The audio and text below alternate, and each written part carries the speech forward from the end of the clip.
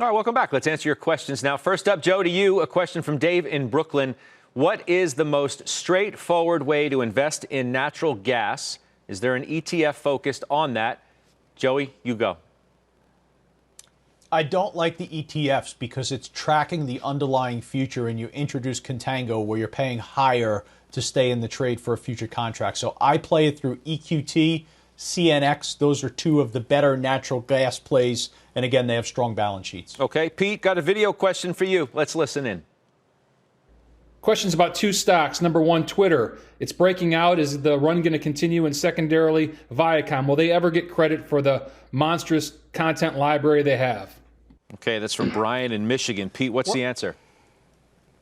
Sure. So, Brian, I'll tell you this. Viacom does have an unbelievable library of content, but they also have a pretty short interest that's pretty high, and they also have an amazing amount of debt. So there's a lot of different factors there, and the possibility that that could have a little bit of a squeeze just because of the short. I think in terms of Twitter, I love this name. I think there's a lot more upside. They had a great run into the elections. I don't think it's over with, so I think, yes, I'm holding the stock. I think it goes higher. Okay, thank you for that, Pete. Thank you as well for the question. Shannon, I got a video one for you. Let's watch this.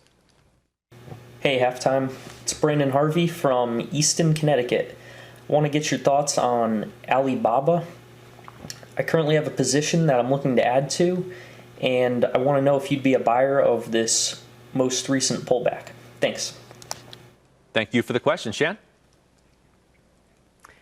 A buyer at all recent pullbacks, I think, is the right answer there. So you got to compartmentalize the fact that there's a bit of this CEO question, and then there's the potential for kind of improving relations with China from the Biden administration. But most importantly, this is the world's largest e-commerce platform. It's continuing to grow, and it's a great way to garner exposure to the Chinese consumer, which we've all been trying to do through U.S. large cap stocks for the last decade. Okay, good stuff. Rich Saperstein, to you. Dominic in Youngstown, Ohio.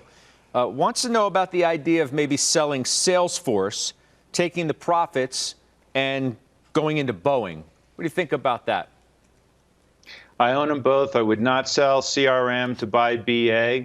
CRM is a $20 billion mass of recurring revenue, growing 20% a year, large moat around their business, 70% gross margins, and a very large addressable market. I'd hold CRM. Okay, lastly, Michael Farr, to you from Michael in Darien, Connecticut, says he bought Valmont based on your recommendation at $110. It just went over $200.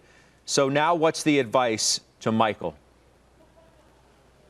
Michael, congratulations. Nobody ever went broke taking a profit. If you need to trim based for you. But it's on my top 10 list. I'm going to continue to hold it. It's a 10% grower. I continue to like the name.